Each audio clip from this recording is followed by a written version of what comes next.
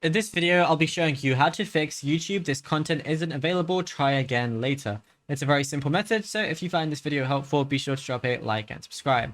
Now, YouTube's backend script deployments frequently conflict with content filtering extensions, so if your blocker tries to pass an old filter rule on a fresh page render layout, YouTube is going to drop the feed and throw the unavailable banner.